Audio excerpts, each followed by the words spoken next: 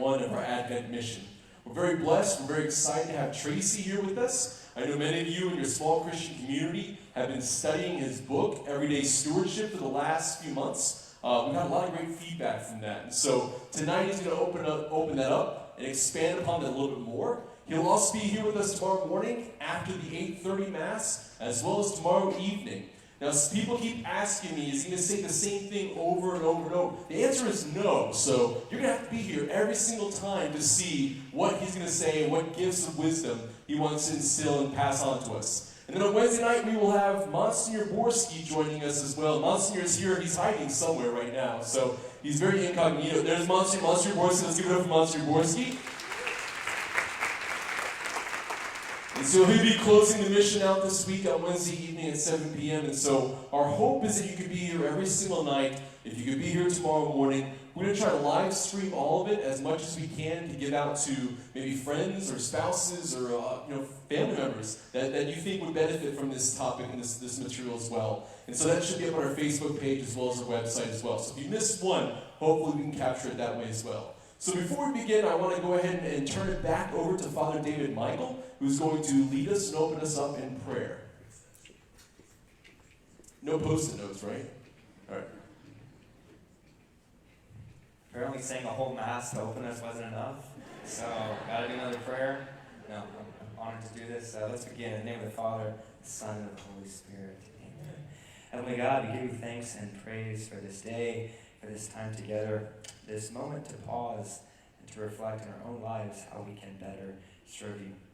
We ask that you open our minds and our hearts to receive whatever it is you have for us tonight. Help it to be something instrumental in our lives to bring us closer to you. We give you thanks for Tracy and his presence here, his willingness to speak to us, to help us to learn and grow. Give you thanks for all those who have made tonight possible. And we give this Advent mission to Mary as we say, Hail Mary, full of grace, the Lord is with thee. Blessed art thou amongst women, and blessed is the fruit of thy womb, Jesus. Holy Mary, Mother of God, pray for us sinners, now and at the hour of our death. Amen. In the name of the Father, and the Son, and the Holy Spirit. Amen. And I will turn it over to Pat Hearn, he's the chairman of our Stewardship Committee, and he's been instrumental in making tonight happen. Sorry, Pat. Okay, good evening, folks. Tracy Welliver, who's been well introduced by the video at Masses this weekend, and some of you have had an opportunity to meet him here tonight. I first heard Tracy speak 2 years ago at the International Catholic Stewardship Conference in Atlanta. I had 2 sessions that he was involved in, and I was very inspired. And then had the opportunity a few months later in 2018 when he came and spoke to the Archdiocesan Stewardship Networking Group at St. Mark's. And so when we, Stewardship Council was invited to be part of the Advent mission, it was a natural fit to approach Tracy. We already decided to use his book for the Small Christian Community Study. I'm sure many of you all here were involved in that and are familiar with the book. So Tracy very fortunately was available and said yes, for which I'm very grateful. And I'll share with you the official bio now. Tracy Earl Welliver is a Catholic author, speaker, consultant, and Gallup certified strength coach with over 25 years experience in parish ministry. He is currently the director of parish community and engagement for LPI, Liturgical Publications, having previously served for 22 years as pastoral associate at St. Pius X Catholic Church in Greensboro, North Carolina. Tracy also currently sits on the International Catholic Stewardship Conference Board of Directors. He has spoken on stewardship, engagement, and catechesis all over North America, Australia, and New Zealand. Tracy currently writes the weekly reflection, Everyday Stewardship, published in bulletins and digital media around the country. He is the author of the book, Everyday Stewardship, Reflections for the Journey. We're familiar with that one. And the brand new book, Everyday Stewardship, Living an Extraordinary Life, as well as other engagement resources, all published by LPI. He has a BA in Theology from DeSales University and a Master's in Theology Studies from Duke Divinity School. Been married to his wife, Marianne, for 28 years and has 3 children. So with that, Tracy, I will turn it over to you. Thank you very much for being here.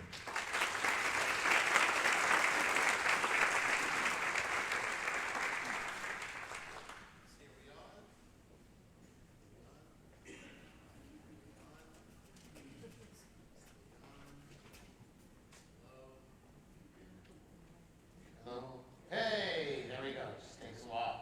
I thought maybe it was going to be that music again. So it would have been bad news if I said my mic doesn't work. Just play some music for a little bit. So, hey everybody, how are you all? So, everyone have a great Thanksgiving? So they tell me that this is streaming live online. And personally, I said yes because what else am I supposed to say? Am I supposed to say no? But it's right after Thanksgiving, and cameras add 5 pounds. And sweet Lord, I mean, I hope everyone who's watching is here now and not there, because they're gonna in post they're gonna like shrink me down a little bit. Let's hope. That would be nice. I had a wonderful Thanksgiving. I was with my wife's family in Wilmington, Delaware. I'm originally from Northern Virginia myself, and we met in college, and we've been married, as Pat said, for almost 30 years now. And we have 3 kids, and they're older. They're 23, 19, and 16. Girl in the middle, and yeah, it was just great to spend Thanksgiving with family, to relax, to kind of reset, right? And in preparation for this mission, I always kind of look to see what's going on that could create some sort of conflict. So I was really excited. A lot of times missions start on a Sunday night, and this one didn't, because I really wasn't available, and you wouldn't have been, many of you wouldn't have been here last night, because maybe you're just coming back in town from Thanksgiving holidays. But I was really excited because, of course, the Houston Texans played a big game last night, right? Yeah. And let's face it, you love Jesus, but you would have been home watching that game. I just know it, okay? And I mean, let's hear it for him, right? I mean, what the heck? That was cool. So I was like, I don't have to have any conflict with that.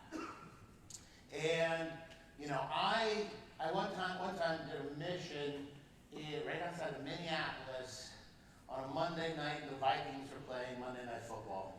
That was just really bad timing. And I told the parish well in advance, because when they tried to book me, I said, I looked at the schedule. The Vikings are playing that Monday night. And of course, right, that real churchy guy there in Minnesota said, oh, they're not going to care about that. And of course, they did, right? So it was actually a Sunday, Monday, Tuesday, big attendance Monday, big attendance Tuesday. You know what happened on Monday. So, but we don't have to worry about that. But the crazy thing is, right? How many people are familiar with what's happening tomorrow night? I cannot believe out of all of the parishes in the country to come to, I would come to St. Faustina's on the night when they're going to re-show that movie, St. Faustina, in the movie theater. Are you kidding me? So I'm thinking to myself, St. Faustina is in heaven chuckling. I mean, she thinks that is hilarious. But, not to quote Jesus out of context or anything like that. But, tomorrow we're going to be looking at the story where Mary is washing Jesus' feet, right? And Judas objects. And he says, what are you doing? You're using the rich oils, the perfume, we could have sold that and given it to the poor. And Jesus said, well, the poor will always be with you, but I am here now. So I'm just saying, that movie's always going to be here, but I'm here right now. So, so see you tomorrow night too. Advent. It's hard to imagine that it's already that time of year, and Advent starts late this year, right? So, gosh, I don't know, Cyber Monday. How many people did shopping today? Online? Not too many people. How many people shopped on Black Friday? Wow, you are kicking it old school. I don't know. I haven't shopped on Black Friday in quite some time. But all of that craziness is going on, and that means the Christmas rush is here, the Advent season. I even wore a little purple in my shirt tonight. And I don't know what your previous Advents have been like in your life. Because if you're like me, a lot of times, seasons such as Advent and Lent, they come and then they go. And no matter how hard you seem to try, when it starts off, you're like, I'm really going to make a difference this year. I'm really going to do this. I'm praying more each day. I've got this little book I'm going to use. I'm going to do all these things. I'm going to go to Mass every day. And then along comes Christmas or Easter. And you look back and say, oh, yeah, I tried as hard as I could. But there's always next year. There's always next year. Maybe part of the problem is that we look at something like Advent as a preparation for a single event, the Christmas of this year.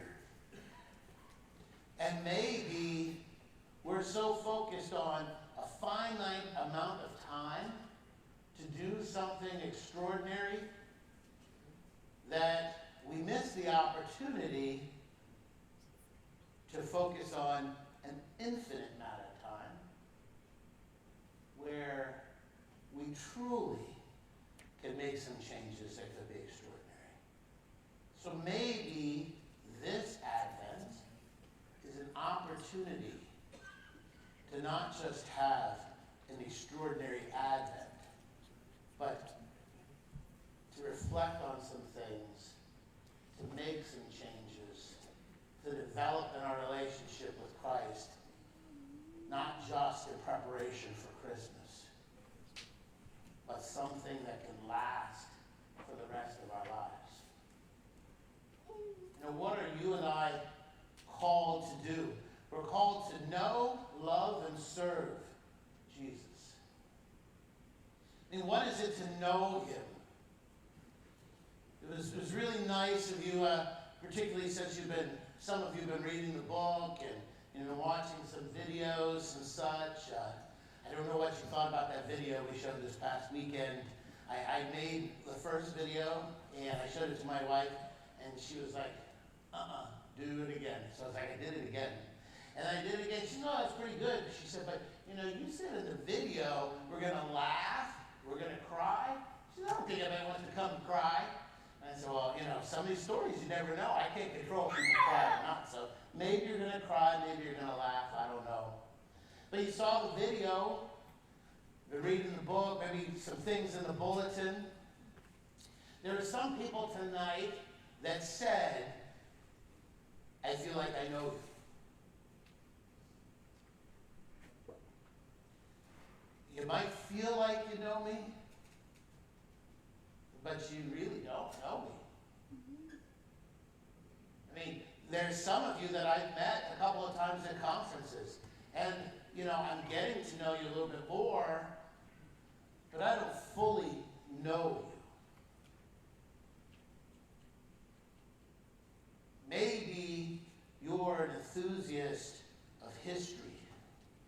Maybe someone like Abraham Lincoln you particularly are fond of. And so you read biographies of Abraham Lincoln, and you watch that Civil War series on PBS. And you take in all you can with Abraham Lincoln. Maybe even have framed in your house a Gettysburg Address.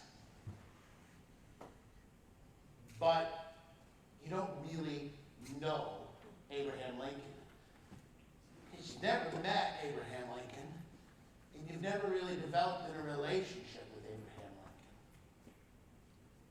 Lincoln. When we're called to know Jesus, we're not called to just gain information about Jesus. We're called to actually get to know him.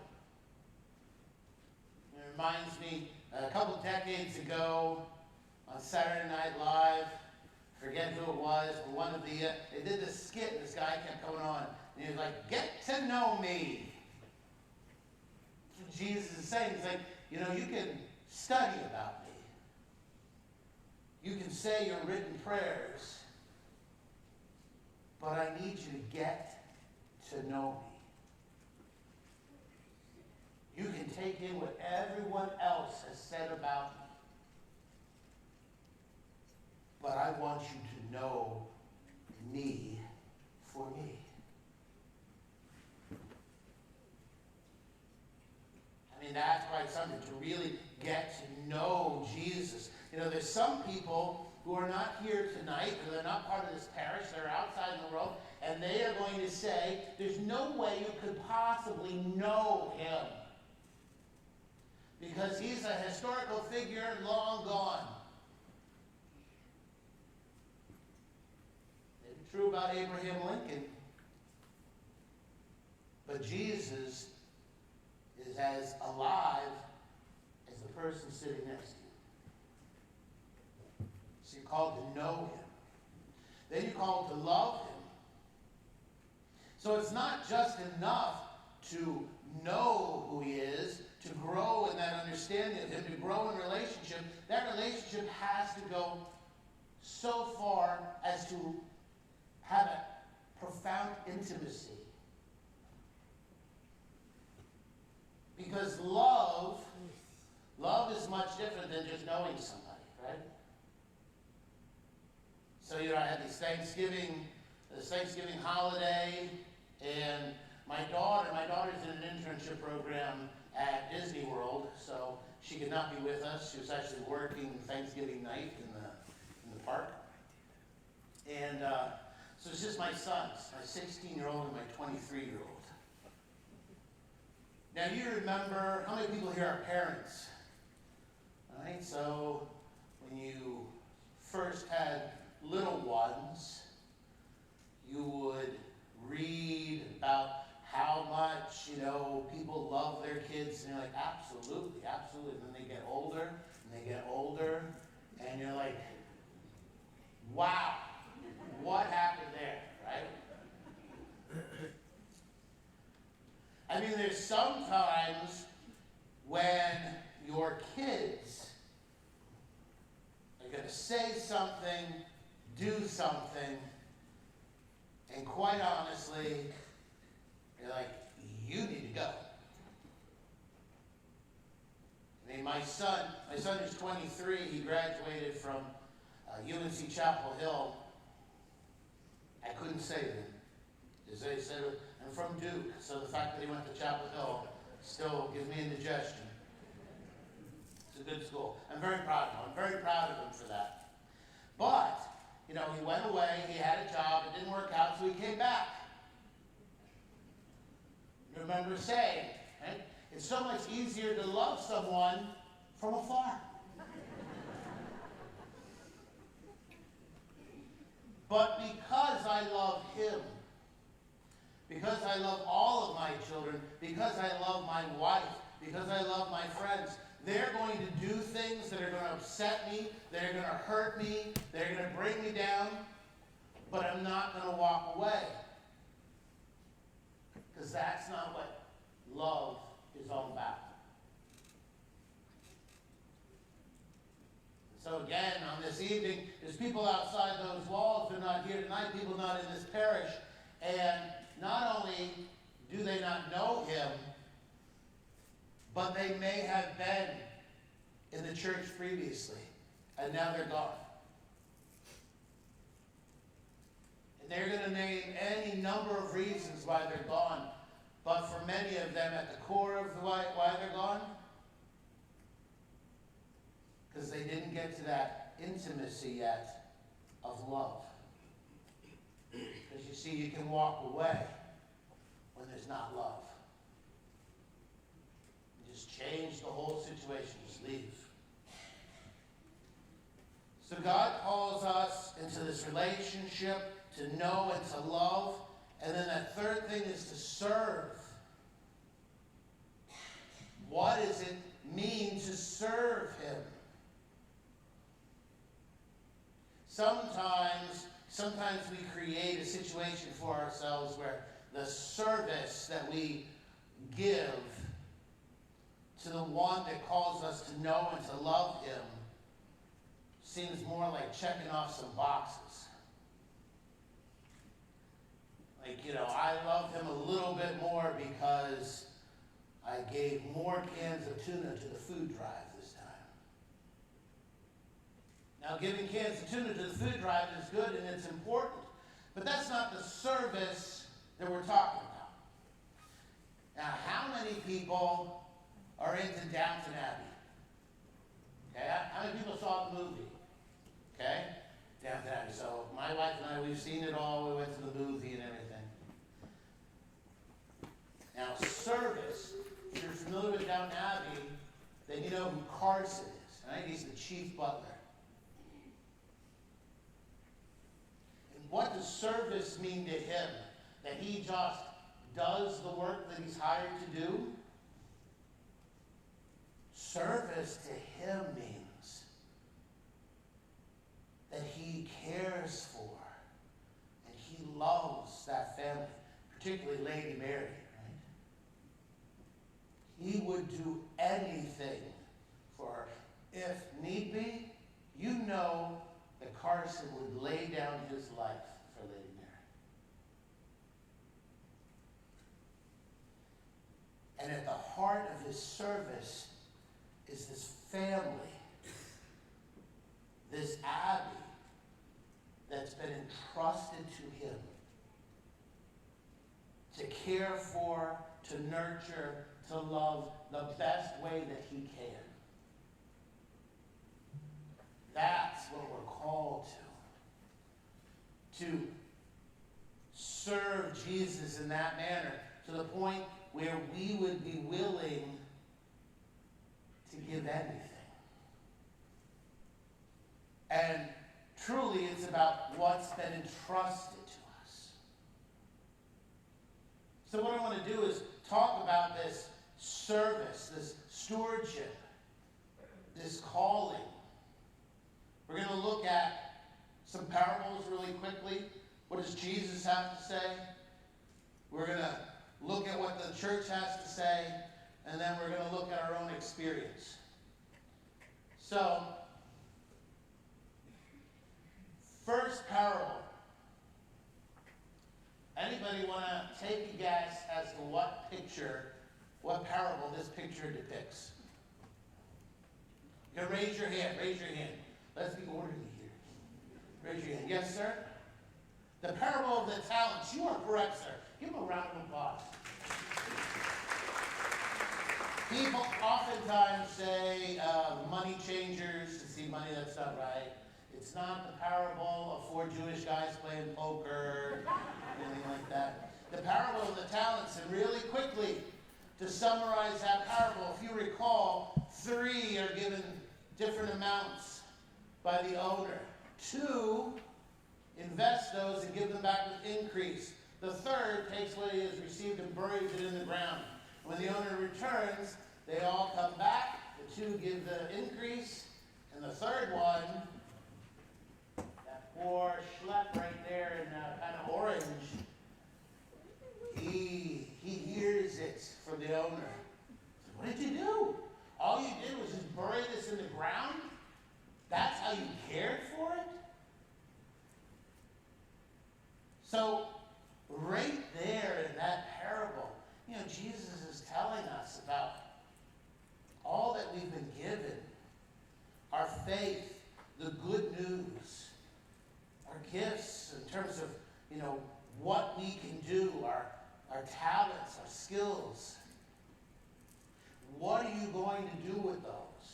Are you going to be like the first 2 gentlemen and invest those, to build those, to grow those with increase? Or are you going to be like the person that buries it in the backyard? Now, I think that most of us are a combination of all 3 of those. That no matter how hard we try, 2/3 of the time we're coming like, look what I did. And the 3rd time, we're like, uh-oh. And the crazy thing is, when we fall into that place of that 3rd person, we find ourselves burying something in the ground so essentially, is for safekeeping, and we think no one can see. Of course, the person who knows that it's buried in the ground is the person who gave it to you in the first place. So my question to you this evening is, what do you have buried in your backyard? An upside-down statue of St. Joseph doesn't count if you're selling your house. Okay. But what do you have buried in your backyard tonight? What are you hiding away, and why are you hiding? Next parable, this is the parable of, raise your hand. All the way back there. Widow's mite. All right, give her a round of applause. A number of people say widow's mite, but she raised her hand, so we'll give her a round of applause for just being orderly. So, widow's mite. I mean, look at this video. Look at this video. Now, look at this picture. There's Jesus talking to these beggars. And he says, you know what? You give from your excess. Look at her. Look at what she's putting into the treasury. A very small amount. To you it means hardly nothing. But for her, she's got everything that she has. Now, oftentimes the parable is looked at in terms of sacrifice. And there's sacrifice there, but the truth is she's giving to the treasury, so there is an obligation as well. She's not going to get into trouble by withholding. So she's putting the money in. And Jesus says, in essence, even in her obligation, she has done more than what you have freely given, that you barely notice. Barely notice. I think all of us at times find it hard to let go. We hold on to something even if it's just small. And we keep it for ourselves. But we can't keep anything for ourselves. It doesn't belong to us in the end. There truly is an obligation to give it back. If you think that you can keep it, then you've found some way to take some things to heaven. Because you came into this world with nothing and you're going to leave with nothing, right? So tonight, what is it that you have a hard time letting go of? What is it that you have a hard time sharing? This is the parable of the, raise your hand. See, everyone said sower, but you need to raise your hand. It's important. It's important that you raise your hand. You're going to find out in just a minute why. So somebody raise their hand. First person. Okay, wow, look at it. She barely raised her hand, but at least she did that more. The power of the sower. Give her a round of applause. My goodness. The parable of the sower, not traditionally a stewardship parable. Right? When Jesus is telling the parable, quickly, right, he's talking about the sower sowing seed on the rocks. It can't take root. Sometimes seed goes in where there's thorns and weeds and chokes the life out of it. But a good sower will sow it in rich soil. So it'll take root and it will grow. And what Jesus is talking about is, right, the Word of God planted in us. The good news. When the good news is planted in us, what kind of soil is there? Is it able to take root and grow? Or is it just going to die out? I think the parable of the sower is also key to just understanding how stewardship works best. Because it's about discernment. Each and every one of us are sowers of seed. And you can't just go throwing seed all over the place. I mean, if you are like seeding your lawn, you're just throwing it everywhere, that's going to turn out to be a mess, right? I mean, you have to have purpose. And you have to discern where and how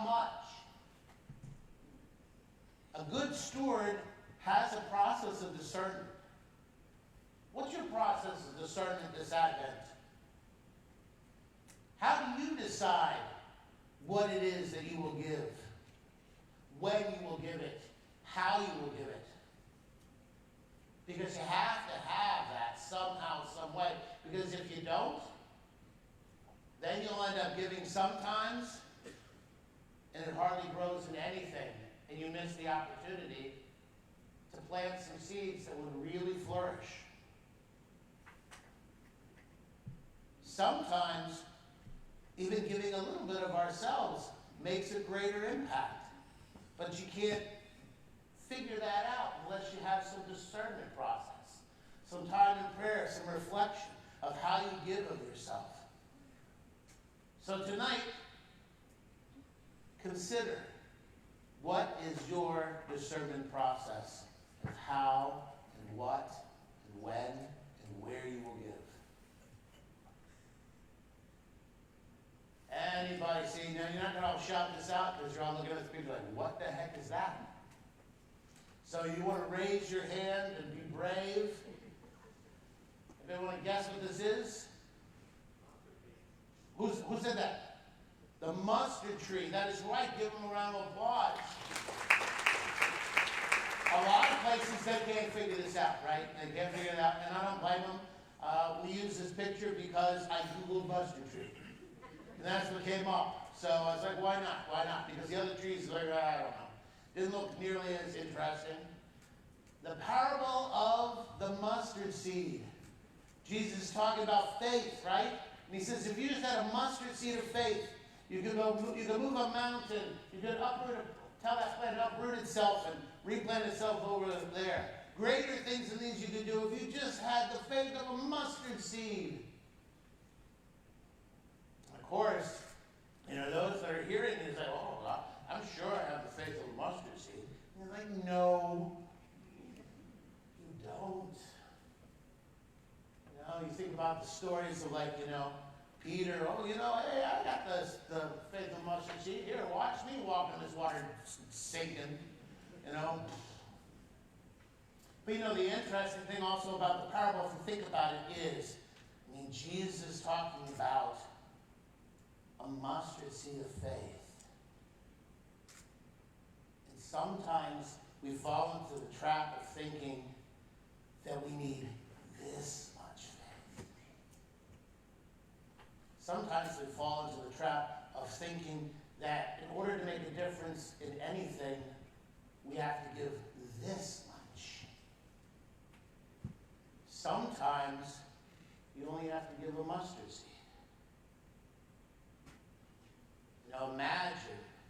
Imagine a week where everything's gone wrong, the car's in the shop, you've been to the doctor, not such good news, you've been into some arguments with some family and friends, so on and so forth, and at the end of the week, you receive a text, an email, or lo and behold, a handwritten note from people who still own note paper and pens.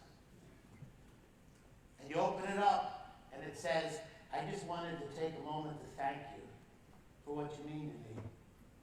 What you've done made all of the difference. And you are like, this is magic. Because all of the trials of the week, gone. Working in a parish for 22 years, I'll just let you know this. Because we would say, being on parish staff, we could have 50 complaints this week of everything. Just saying, when you work in the church, people like to complain about stuff, all sorts of stuff. One thank you washes it all away. It's truly like magic. And sometimes we think, if only I could show you, if only I could show you. Yes, you can. So the challenge, I'm really big into challenges. You read the book, there's always a challenge and a reflection. So your challenge that begins tonight and then ends tomorrow night is, to whom can you give a very small gift that will make a huge difference? Is it someone that you live with? Is it someone that you can call on the phone? someone that you've spoken to recently? Is it someone you haven't spoken to in years? Here's the opportunity. An Advent challenge that you only have 24 hours. What can you do that's so small that's going to make a huge difference? Fifth parable. This is, I'm just going to tell you because sometimes it's hard. It has to do with what's in his hand right there. This is the parable of the pearl of great price. So no one has to raise their hand for this one. But we did have 4 people raise their hands, right? So those 4 people, you know who you are, right? Hopefully you know who you are. If you forgot already, it's pretty sad. As soon as we're done tonight, those 4 people come up here and get a copy of Everyday Stewardship Advent for 2019. So you can use it for your Advent reflections this year. The rest of you, you can buy it online. Hey, no pain, no gain, right? You're like, I just raised my hand this much and I still want something? Are you kidding me? What could I possibly win tomorrow night? I don't know. Make sure you bring more people tomorrow night. Who knows what can happen? The parable of the pearl of great price, Jesus is talking about a man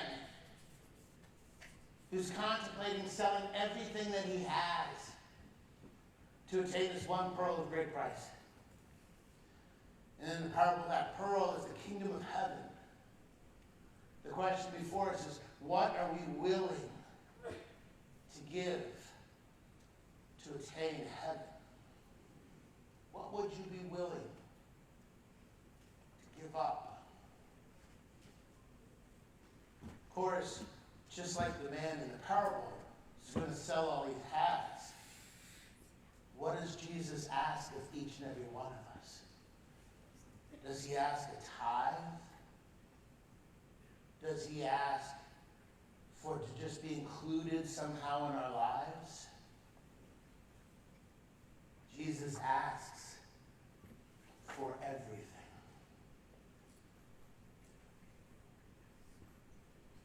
That's a secret, which is, it's not really a secret, but the rest of the world acts like it's a secret. They don't get it. They don't get it because they're like, I want my freedom. I want to be able to hold on to some things. I need to acquire. They don't realize that true freedom only comes about from being all in. Being all in.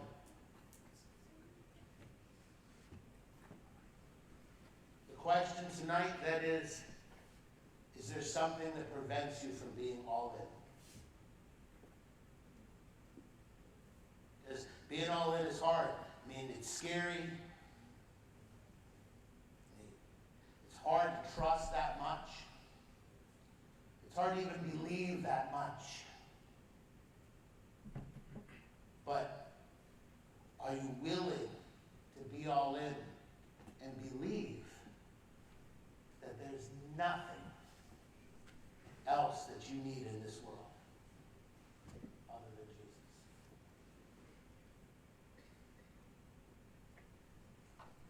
Jesus? The 6th parable, which is my favorite parable, is the parable of the Good Samaritan. It's my favorite parable for stewardship because it really tells us what stewardship is all about in a profound way. The Samaritan sees the man beaten, bloodied, and left for dead on the side of the road. 2 have already passed. 2 in the story who should have stopped, but they had other things on their minds. The Samaritan's like, in the story, those that would have been hearing it, like, the Samaritan going to stop? I don't know about that. But of course, it is the Samaritan, and the Samaritan stops. Why? Because there's no other choice. He sees a need, so he's going to stop. We don't know where the Samaritan is going. The Samaritan may be going to a family affair, maybe going to a party, maybe going to a Texans game. We don't know what it is, but he stops, so he gives his time. And if you look in the painting, right? If you look singing, he's kind of wiping his brow, wiping the blood and sweat off his brow. We're not saying the Samaritan's like a doctor or a nurse,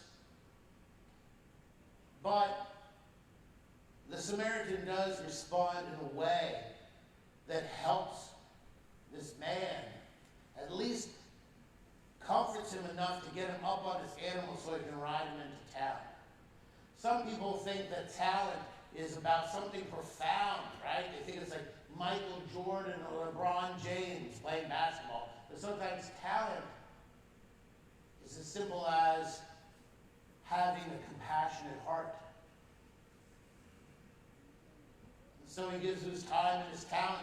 And then he puts him on his animal, rides him into town, puts him up at an inn, and pays the innkeeper so the man can recuperate there.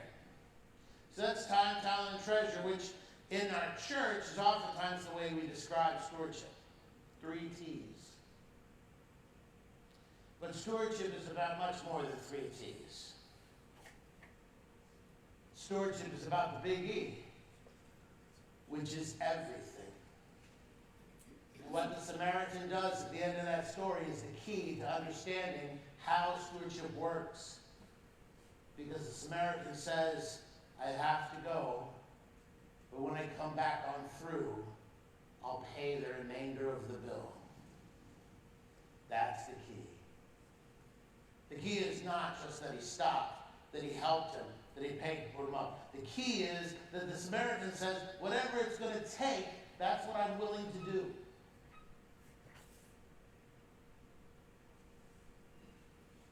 And so, in our church,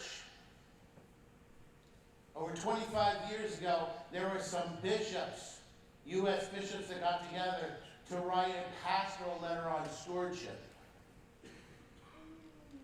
And the reason why they did that is because they wanted to present the spirituality to a church that seemed to be becoming more apathetic, that seemed to misunderstand its true calling, that seemed to not be transforming the world around it in the way that they had desired. So they talk about 3 convictions. 3 convictions that run throughout the letter. The first one is called the challenge. That you and I are called to be mature disciples, where we answer the call of Jesus Christ regardless of the cost. It's about maturity of faith. Maturity of faith does not necessarily mean age. I mean, if you've been around long enough, you know that there's some people that are really young, not even teenagers yet, that seem to be much more giving than some of us older folks, right? And talk about mature disciples. And I just met some 50, 60-year-olds. They're like, man, you guys are like babies in the faith. You got to move on somehow. Maturity in faith. And how do you know that you're mature? You'll know that you're mature because when Jesus calls you, you say yes. Because each time you're called by Christ, it's as if Jesus is saying, are you who you say you are? I told you I had 3 kids. So that means I'm a parent. You know, when I had my first kid, I honestly thought, I'm going to be a world-class parent. A little secret, that did not happen. That did not happen. In fact, I'm very successful in a number of things. And yes, I'm going to hear I'm successful. But it just seems, right? Sometimes you're a parent every step of the way, you're like, man, I stink at this. What? How did this happen? I was going to be the cool dad. No, it didn't happen. But to be a parent means you respond to your kids' needs. Because that's who you are. Not to their wants. Because they always have more wants than needs. But to their needs. And if I don't respond to my children's needs, you have every right to question whether I'm really being a parent or not. Jesus says, you say you're a disciple?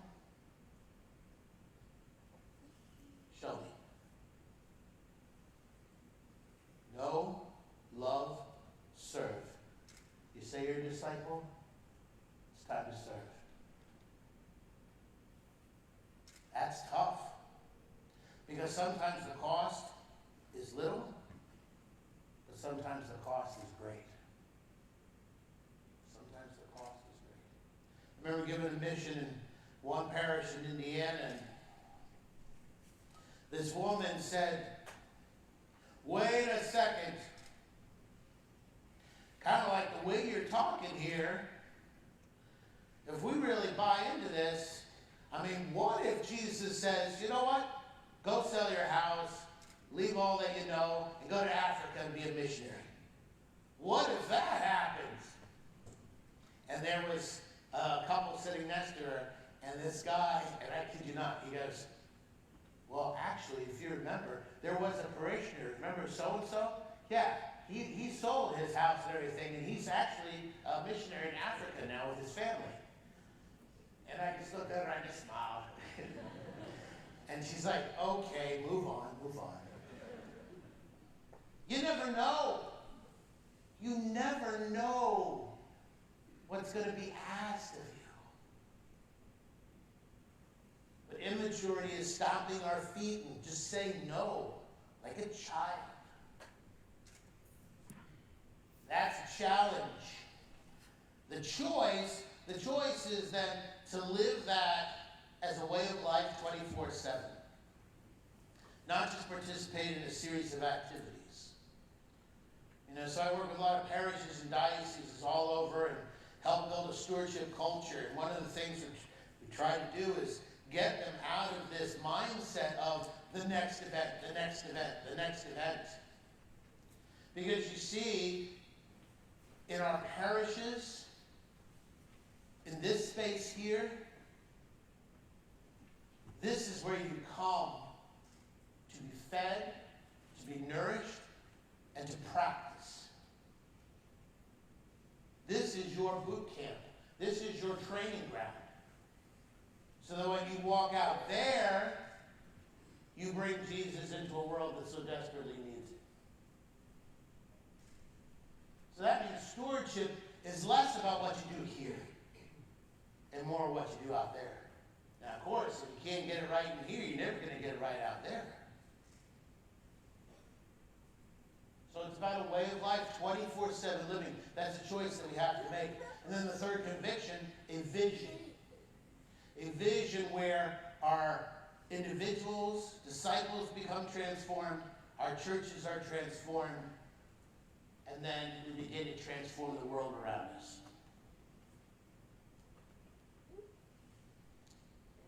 It's been 2,000 plus years since Jesus walked the earth. It's been over 25 years since that pastoral letter was written.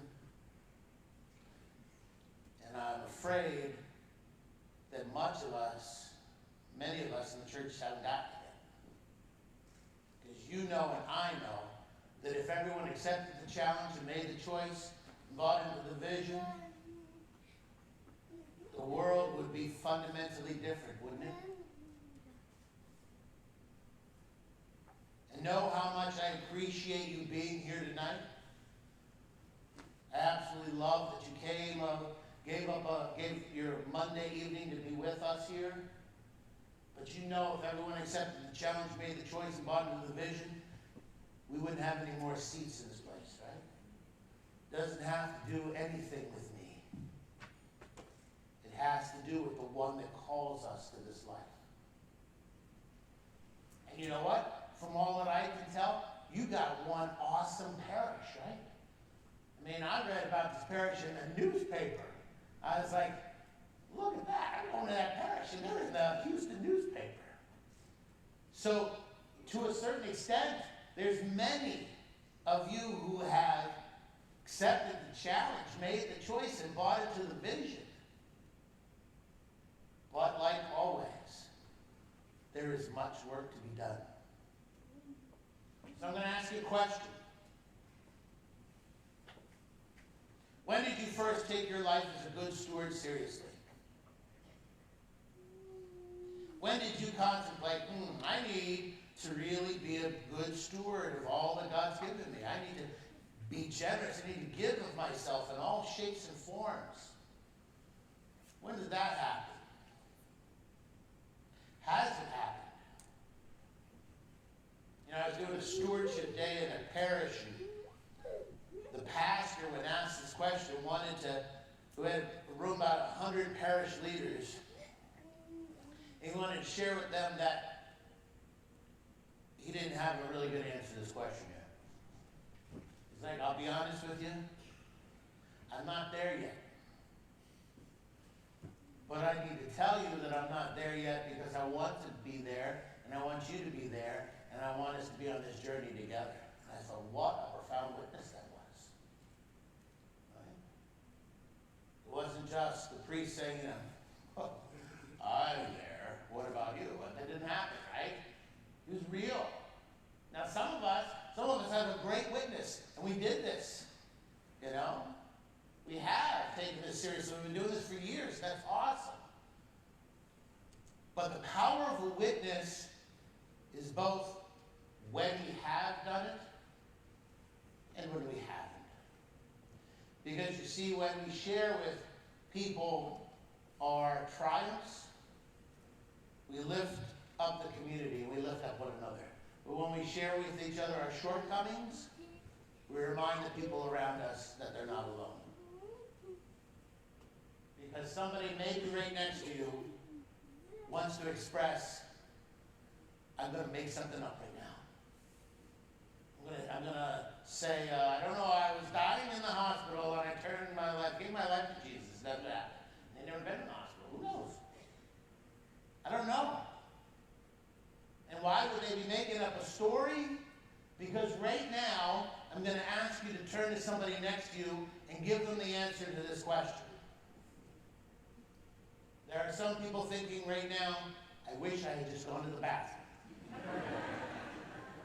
No one said that there was going to be interactivity in this mission that had to actually witness to somebody next to me. But just a couple minutes, and then we'll bring it back. Share with somebody next to you.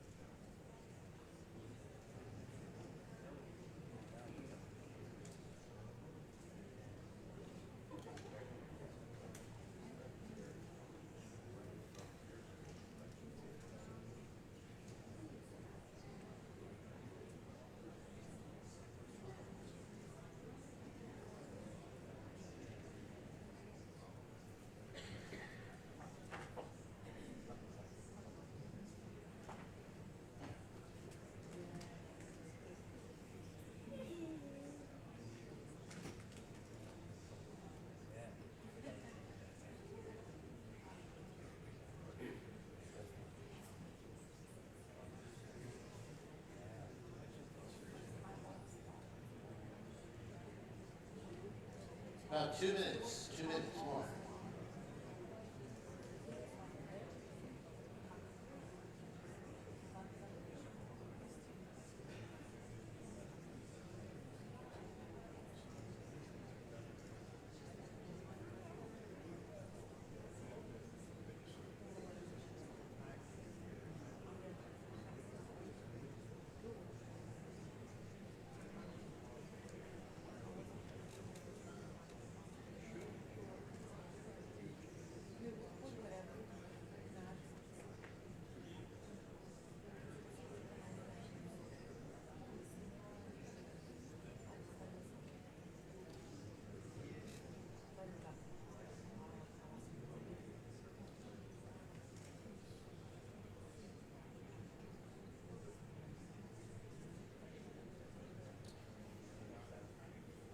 Okay.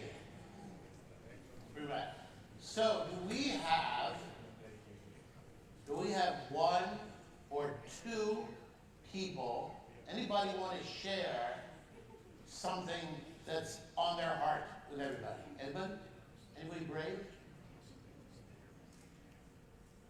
Somebody back there. So we have a microphone that we can share. Lady in pink. Lady in pink.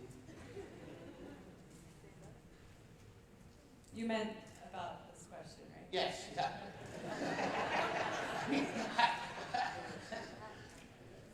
So my reflection on the word seriously came more as a time in my life when I became a parent, realizing that my time and talent became a demonstration for my kids as to what I was going to do and what I choose to do to continue to show them the people to become.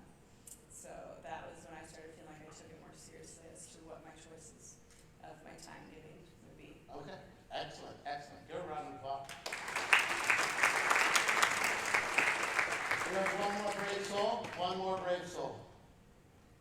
Right over here, all the way around. Scott. I remember his name. Scott.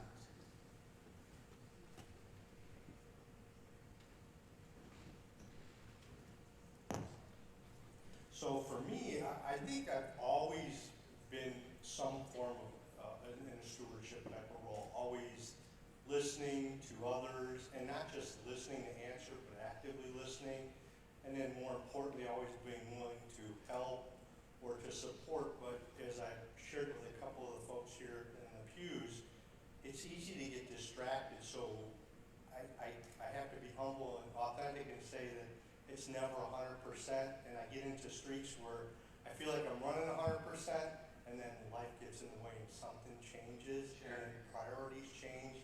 Yeah. And selfishly, I go back to dealing with things on my own level, and I forget about those around me. And that's not intentional, but more of a defense mechanism. Sure. Oh, absolutely, absolutely. Great answer. Give him a round of applause. So, Scott, and I didn't catch your name, but thank you for sharing. And when we're done tonight, make sure you pick up the second everyday stewardship book for free. You don't need to pay for that. Everyone else around you, they gotta pay. Okay? Because you are the brave ones. Let me just tell you a little bit more about myself. Cradle Catholic, born and raised in the church. Always went to church with my mother. My father was not Catholic. In fact, he wasn't even baptized. Maybe some of you that have really been into Book 1, you know the story that he was baptized in the 70s. He went through RCIA. And that was a really extraordinary event in my life, and obviously it is. Went always to Catholic school from first grade on, Catholic high school, Catholic University, got a theology degree at DeSales in Pennsylvania. Came down to Duke Divinity School, the first non-Catholic institution, but at Duke there's actually a chair of Catholic theology and a number of Catholic professors and such, so there's a little Catholic community there. And so, always in the church, 2 theology degrees, and if someone had said to me after all of that, hey, what's stewardship? I would have probably said, I think it's about recycling. I had no idea, because we have done a poor job of really talking about this correctly or in terms that make sense to people. And the bishop's pastoral letter came out in 1992. That was the year I first started working in a parish. And I came to a parish in Greensboro, North Carolina, and I thought I would be there. I had been married for 1 year at that time, and I said to my wife, I'm going to work here for about 3 years, going to get my feet wet, and then we're going to go back up north. And I ended up staying there 22 years. so God had another plan. But I came to this place, and amazingly, they had had a stewardship committee and been talking about stewardship in the parish since the early 80s. Because a lot of people think stewardship in the modern era of the church kind of begins with the letter, but really it's back to the 60s. And the first International Catholic Stewardship Seminar took place in Rome in the early 70s. And I just happened to come to a parish that was talking in this manner. And how do you tell when that all of this talk about spirituality really makes a difference, has an impact? You look for fruits. And sometimes you look for extreme fruits. So for instance, one fruit in my parish was on our campus, we have housing complex, 57 apartments for low-income seniors. I mean, it's St. Pius X housing. And it's so that seniors who find themselves with a fixed income can live somewhere with dignity. And my father ended up living there until he passed away. I mean, that's extraordinary, right? I now travel to parishes and places all over the country, outside of the country. I have yet to find another parish without an apartment complex. It's really crazy. But this parish is like, well, this is what we have to do.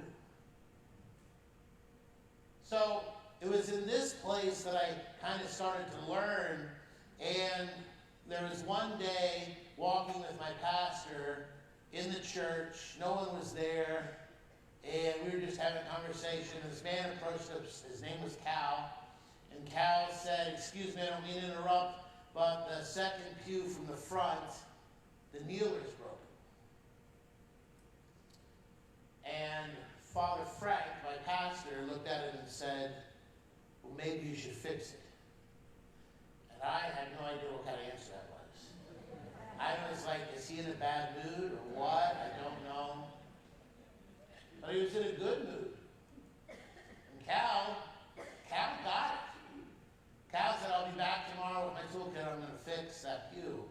And lo and behold, he did. And for many, many years to come, he was on the campus from that day forward, about 3-4 days a week, fixing things, installing things. He was the handyman now in the parish. And I say that was really the start of my stewardship education, because I witnessed somebody being invited to take ownership of their community and to give all that they had, to be all in. And that was extraordinary, and as time went on, and I tried to develop this more in myself, but I was having a hard time, and then you can't even see this. Even with the lights up now, you can't see it. It's a really horrible book. There's a little book that was published in the early 70s called The Life of a Christian Steward. Been out of print now forever. But I got a hold of this thing, and it talked about stewardship in a much different way than all of the books that I was reading at the time were talking about it. And it talked about an everydayness to stewardship. And it talked about apostolates, the way we are called to live out the spirituality. The first apostolate is the individual apostolate. What you and I are called on to do as individuals, like with our time, talent, and treasure, that whole thing, right? What we've been given, how we give that back. Got it. Second is the organized or communal apostolate. That's what we are called to do as community, as parish. How do we take all of the resources that God has given us and give that back, both to God and the surrounding community? How do we practice generosity as a unit? But then the third apostolate was the everyday apostolate. Everyday or ordinary apostolate. And this was a sense that stewardship existed in the everyday sometimes ordinary and mundane aspects of our life. Because if stewardship is about everything, if everything we have is gift, then we have an accounting for all of it.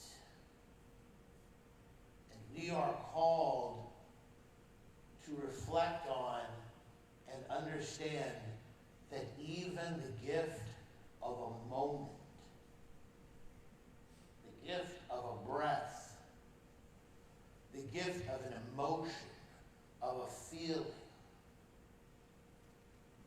all of that is gift that we give thanks for. And that we're called to steward that, to take that in. And what do we do with that? What do we do with our moments? And I found this very exciting for myself. I was like, I don't know, this kind of makes sense to me. And LPI, which is the company I work for, reached out and said, we'd like you to start writing some stuff for us. And you can name it anything you want. So I said, I have this idea. I want to call it Everyday Stewardship. They wanted it to be weekly and for Holy Days of Obligation, coming from the readings. I said, great. I said, but I'm not going to write something for priests and parish leaders, because all the stuff out there is written for us. I mean, I've been in the church at that time for, working in a parish for 20 years. And I had shelves filled with things that were written for me. And oftentimes I made the mistake of reading them and telling everybody else about them, and what happened? Sometimes they fell asleep. I mean, I remember, I worked with RCIA for those 22 years. I remember the very first RCIA presentation I ever gave. I was so excited. I was so proud of myself. I was like, I'm just out of divinity school, and I know this. And it was on the person of Jesus. And I gave this talk, and I was like, I know they're going to soak this in. And literally after 20 minutes, I heard, literally a snore. And I was like, what have I done? What have I done? So it's like, as time went on, as the years went by, I was like, no, we have to be able to talk about it so that the average everyday person gets it. Because if the average everyday person gets it, doesn't get it sitting in the pew, then what are we really doing? We're just caught up in an endless cycle of talking about things, and generations go by and they're like, yeah, I heard that too, but I didn't get it either. Okay, whatever. So I said, I want to talk about my family. I want to talk about everyday things. I even want to talk about the Duke Blue Devils once in a while. I want to talk about entertainment. Things that make sense to you. And as time went on, developed into a book, second book, to smaller books and things. And in putting together that first book, as many of you know, there were 6 characteristics of an everyday steward that emerged. These 6 characteristics we're going to focus on in depth tomorrow. And when we dive into them tomorrow, that is truly when we're going to laugh a little, maybe cry a little. But, it's the type of thing that if we really take seriously trying to cultivate these in our lives, we begin to see that vision, that transformation. I mean, real quickly, we're called to be mindful. To be mindful means to live in the present, without the baggage of the past, and without fear of the future. Because certainly this moment that we're in right now will never come again. It is good that you are here this evening. Because if you are like me, there's been plenty of times when the parish mission came along and you're like, next year. Right? I mean, you may not have come to a parish mission the last time there was one here, because you're like, next one. The thing is, you can always say that, but you have no idea when the moment occurs, when there's a particular touch, particular whisper in your ear, ultimately you have an encounter with Jesus Christ that you did not expect. Can it happen sitting at home watching Monday Night Football? Small chance. Greater chance it's going to happen maybe tonight, right? We're called to be prayerful. As Catholics, we pray a lot. We just have Mass. You know, how many people were here for Mass to start off with? I tell you what, you know, I was at that Mass. When they told me 6:30 Mass, we're going to start at 7, I was like, how can that be? How can that be? And then Father delivered this homily, which was like, I'm not even sure, it was like 5 minutes long. It was so quick. And I thought to myself, oh my goodness, my sons were here, you'd be their favorite priest. I tell you what, oh my goodness. So we pray, right? The source and summit of our faith is the liturgy, and the liturgy of the hours, and we have, you know, written prayers, and all these prayers we memorize and stuff. But in this context, to be prayerful means to foster a sense of the awareness of the presence of Christ 24/7. Because prayer is about more than communicating, speaking, and listening. Sometimes it's simply about being. And surely, one of the greatest gifts that each and every one of us receives on a daily basis is to just have God present to us. To cultivate that. That can be pretty extraordinary. Third, called to be grateful. You know, attitude of gratitude and all these things just came from Thanksgiving. And, you know, if you were like my family, you start off the dinner and, you know, how everyone share something that they're thankful for. And by about the second or third person, it started to turn to, what was the last movie you saw? And then somehow we just stopped talking about it anymore. But the things that people did share, they were obvious. Thankful for my kids. I'm thankful for us all being here together. I'm thankful for my health. But if you're really going to be grateful, to be grateful as every day's word, it means you're going to be grateful for even the smallest of things. The most ordinary things. So that's why we actually have people that are doing gratefulness journals. I have one friend now who every single day, at the end of the day, goes on Facebook and writes the whole list of things that they thought of that day to be thankful for. And when you start doing that, you start noticing things you never noticed before. Talk about moving an ordinary life to an extraordinary life, that's how you do it, right? Because we're no longer focused on ordinary, but the extraordinary. So I have to share this with you. Doing a mission, talking about things to be thankful for. And one of the things we came up with was windows. You ever give thanks to God for windows?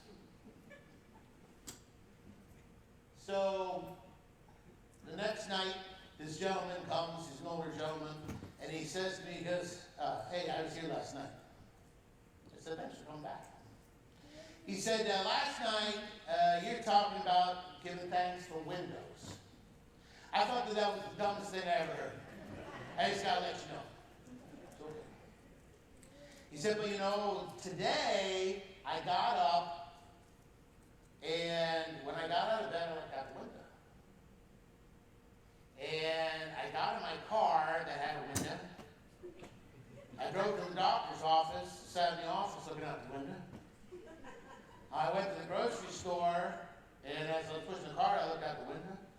I went to pick up my grandkids at school, saw the windows. And I could not believe how many windows I noticed. And I thought, how the heck would I get through this day without windows? And he said, I thought you were stupid last night. But tonight, I get it. We're called to be gracious. The root of the word gracious is the word grace. So the grace that we receive in the sacraments, the grace we receive in God's love for us. We pass that on. To be gracious is at the heart of being a good steward, because it's about more than just, hey, can I give you a couple hours of my time? Hey, can I write you a check? It is about, hey, I'm just going to be with you. That's it. It's about the Jesus in me meeting the Jesus in you. That's what graciousness is all about. They were called to be committed, to stay on course, to grow in our faith, to grow in that maturity through our study, through our prayer, through frequently attending Mass, by following the precepts of the church, by truly training. Like I said before, in this place, this is a training ground, so that we can proclaim the good news to the ends of the earth. If you're only proclaiming the good news to the ends of this parking lot, it's not getting very far. Right? Last, called to be accountable. Means that we're accountable to one another. We're accountable to Christ. But we have to develop a greater atmosphere of accountability, where ultimately I am able to reach out to you and hold you accountable, but you are able to reach out to me and say, hey, listen, I don't think you're on the right path.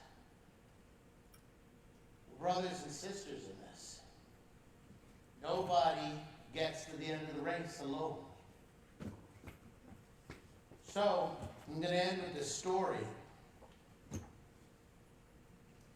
I think I've told this story now 800 times or something. It's not my story. I did not write the story. Sometimes people come up and say, it's a lovely story. I can't believe, when did you write that? I did not write the story. This is a story by Oscar Wilde. And it kind of speaks to why.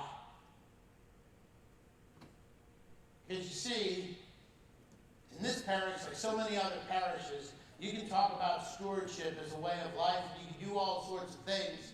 And if you don't know the why, then you get to a point and you're like, what are we doing anyway? There's always a why. Every afternoon as they were coming from school, the children used to go and play in the giant's garden. It was a large, lovely garden with soft green grass. Here and there over the grass stood beautiful flowers like stars, and there were 12 peach trees that in the springtime broke out into delicate blossoms of pink and pearl, and in the autumn bore rich fruit. The birds sat on the trees and sang so sweetly that the children used to stop their games in order to listen to them. How happy we are here, they cried to each other. One day, the giant came back. He had been to visit his friend, the Cornish ogre, and had stayed with him for 7 years. After the 7 years were over, he had said all he had to say, for his conversation was limited, and he determined to return to his own castle. When he arrived, he saw the children playing in the garden. "What are you doing here?" he cried in a gruff voice, and the children ran away. "My own garden is my own garden. Anyone can understand that, and I will allow nobody to play in it but myself." So they built a high wall all around it and put up a notice board, "Trespassers will be prosecuted." He was a very selfish giant. The poor children now had nowhere to play. They tried to play on the road, but the road was very dusty and full of hard stones, and they did not like it. They used to wander around the high wall when the lessons were over and talk about the beautiful garden inside. How happy we were there. Then spring came, and all over the country there were little blossoms and little birds. Only in the garden of the selfish giant it was still winter. The birds did not care to sing in it, as there were no children, and the trees forgot to blossom. Once a beautiful flower put up its head up from the grass, but was on the notice board, it was so sorry for the children that it slipped back into the ground again and went to sleep.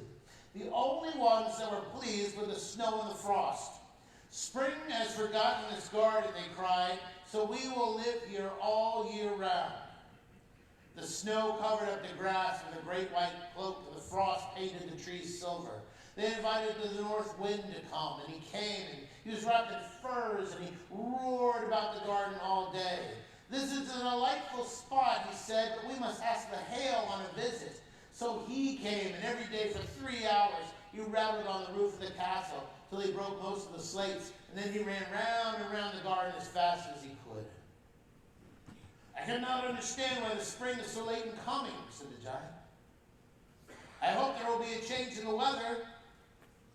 But the spring never came, nor the summer. The autumn gave gold fruit to every garden, but the giant's garden she gave none. He is just too selfish, she said. One morning, when the giant was lying awake in bed, he heard some lovely music. It sounded so sweet to his ears, he thought it must be the king's musicians passing by. It was really only a little bird singing outside his window, but it was so long since he had heard a bird sing in his garden that it seemed to him the most beautiful music in all of the world. Then the hail stopped dancing over his head, the north wind ceased roaring, and a delicious perfume came to him through the open casement. I believe that spring has come at last. And he jumped out of bed and he looked out, and what did he see? A most wonderful sight. Through a little hole in the wall, the children crept in, and they were sitting in the branches of the trees. In every tree he could see there was a little child. And the trees were so glad to have the children back that they covered themselves with blossoms and waved their arms gently above their heads. The birds were flying about, and the flowers were looking up through the green grass and laughing. It was a lovely scene, only in one corner it was still winter. It was the farthest corner of the garden, and in it was standing a little boy. He was so small that he could not reach up to the branches of the tree. He was wandering around it, crying bitterly.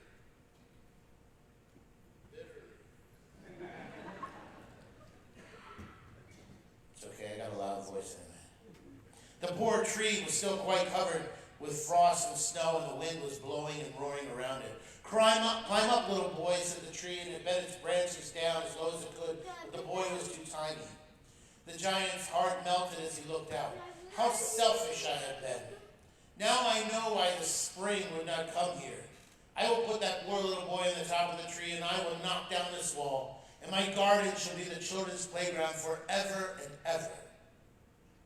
So he crept downstairs, opened the front door quite softly, and went to the garden. When the children saw him, they were so frightened they all ran away, and the garden became winter again. Only the little boy did not run, for his eyes were so full of tears he did not see the giant coming.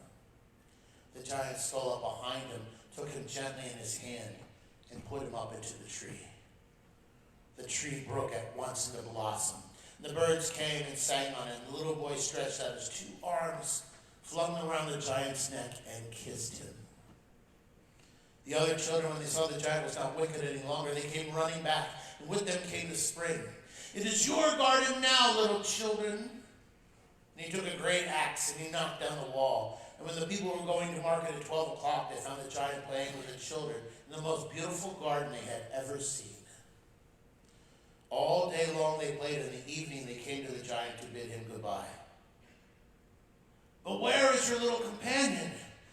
The boy I put into the tree. The giant loved him the best because he had kissed him. We do not know. He has gone away. You must tell him to be sure and come here tomorrow. But the children said they did not know where he lived. They had never even seen him before. The giant was very sad.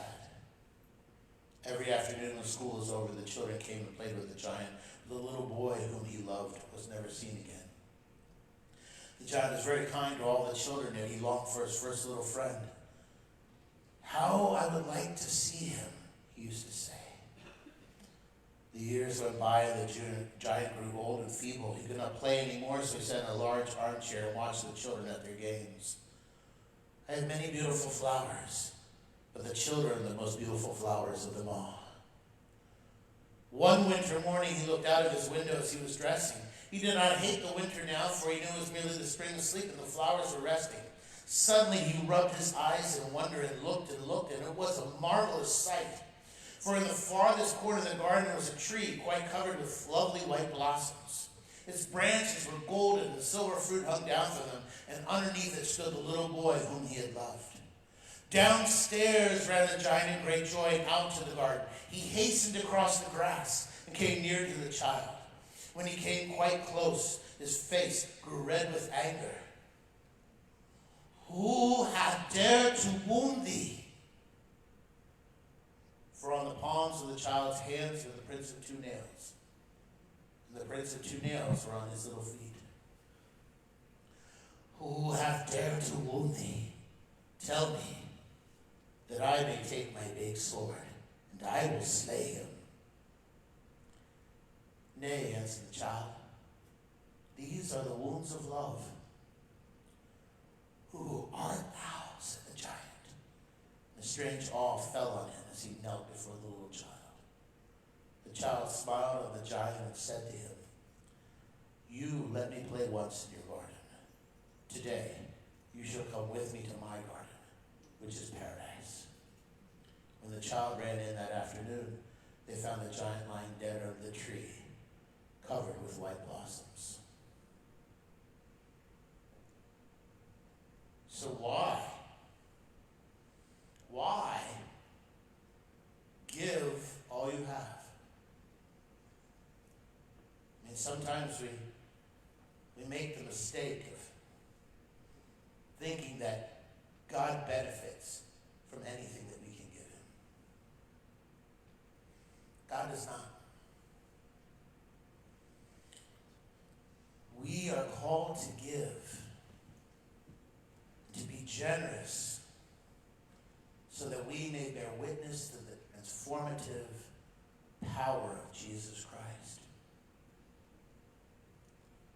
It is through our stewardship that others may come to know him, to love him, and to serve him. In essence, we're leading them to heaven. Because tonight, outside of those walls, there's a lot of people. I know it's December, but they live in a winter time 12 months out of the year.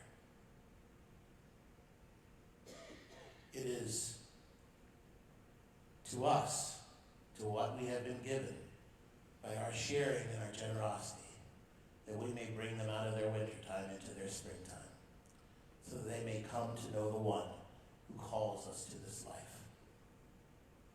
The King, born in a manger, the one we celebrate. Thank you very much for joining us this evening.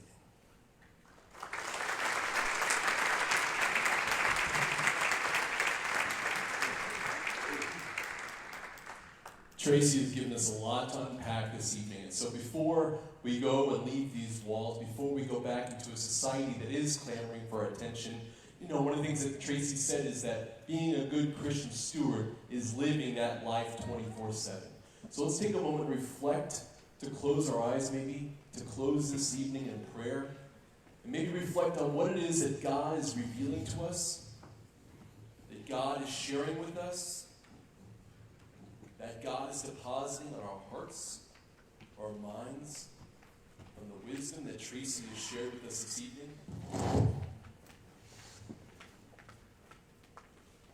Tracy also gave us a challenge to share our gifts and to think of one person in our life in the next 24 hours that we can share just a small gift with that will make a huge difference in their lives.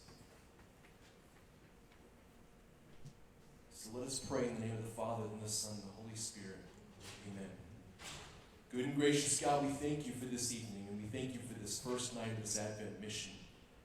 We thank you for the gift that Tracy has been with us tonight in sharing your wisdom and allowing the Spirit to move through his heart to be able to press your image and your message into each and every one of our minds and hearts. Tonight, Lord, we ask that you just share with us and reveal yourself to us, Lord, the message that you want us to take away from this evening. What is that gift, Lord, that you want us to share with those in our lives, with those outside of these walls? We ask that you be with us tonight, Lord, and in a special way allow us to be mindful of the people in our life that need to hear your message, that need to feel your love. Help give us the courage that we need to share your message with those people in our lives. We ask, Lord, that you be with us this evening, that you watch over Tracy, that you continue to nourish him, that you continue to give him wisdom and strengthen him for the rest of the mission. We ask that you also watch over each and every one of us as we leave this evening. Guide us home safely, Lord. We thank you for all that you've given to us and ask all of this through Christ our Lord. Amen. In the name of the Father, the Son, and the Holy Spirit. Amen. This wouldn't be a good Catholic event without a few announcements. So just give me 30 seconds. Okay, I'm going to go in Father David Michael Moses mode now. So for the 4 brave souls that raised their hand during the parable, the precious pearl, please see Tracy afterwards to grab your Advent reflection. Also, those 2 brave people that got up and shared on the question he gave to us, go find Tracy after this. He has gifts for you, I think. So just track him down. In the back, we do have Tracy's books available. A lot of you have had the book through your small Christian community study. We also have Tracy's new book. Well, it's book 2. He kept saying book 1, but we have book 2 here as well. Both of those books are on Advent. Yes, thank you. I'm going to be a model right now. So, hey! But we have this red book. So you have the blue book. This is the red book. This is book number 2. Both these books are on sale for the Advent Mission price of $5 each. So that's the Advent Mission special. If you didn't come tonight and you're listening on the feed, they may not be here tomorrow. Sorry. So make sure you grab that red book tonight, cash your check. We'll be in the back. You'll be able to take that. And lastly, last announcement, tomorrow morning, we're going to start after the 8:30 a.m. Mass. For those of you that can make it here, we're going to try to stream it again. For those that can't make it to see it again, but we will also be gathering here tomorrow evening as well at 7 p.m. And we're going to go through the 6 characteristics here a little more in depth as well. Once again, let's give it up for Tracy Welliver for sharing his gifts tonight. We will see you all tomorrow. Thank you very much.